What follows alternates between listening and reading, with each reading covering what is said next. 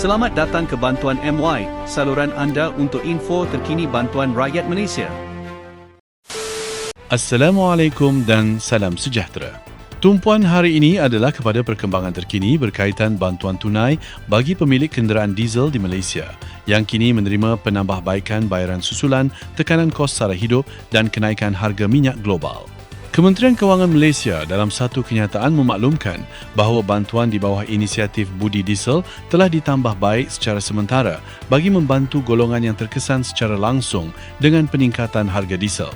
Melalui penambahbaikan ini, jumlah bantuan yang sebelum ini sebanyak RM200 telah dinaikkan kepada RM300 bagi setiap penerima yang layak.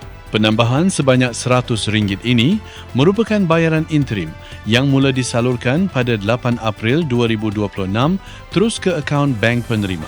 Langkah ini melibatkan kira-kira 340,000 penerima yang terdiri daripada kategori individu serta sektor agri-komoditi. Kedua-dua kumpulan ini dikenal pasti sebagai antara yang paling terkesan dengan perubahan harga bahan api di pasaran global.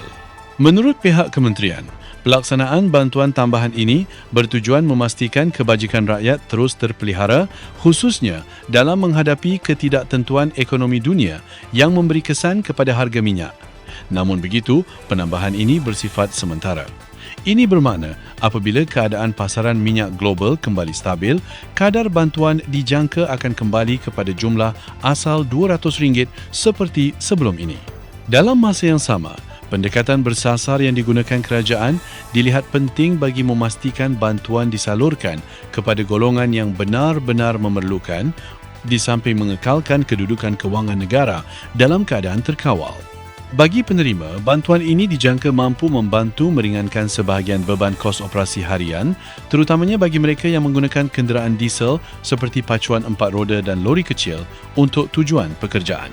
Walaupun jumlahnya tidak mencukupi untuk menampung keseluruhan kos penggunaan, ia tetap memberi sedikit kelegaan dalam perbelanjaan bulanan. Pembayaran bantuan ini dibuat secara bulanan dan penerima disarankan untuk menyemak akaun bank masing-masing bagi memastikan kemasukan bayaran telah diterima. Bagi individu yang belum memohon tetapi layak, permohonan boleh dibuat secara dalam talian melalui laman rasmi program Budi Diesel. Semua urusan termasuk permohonan baharu dan rayuan disediakan di platform tersebut bagi memudahkan akses kepada orang ramai. Selain itu, kerajaan turut memberi jaminan bahawa sebarang perubahan atau penambahbaikan bantuan akan dimaklumkan dari semasa ke semasa bergantung kepada keadaan ekonomi semasa dan keperluan rakyat.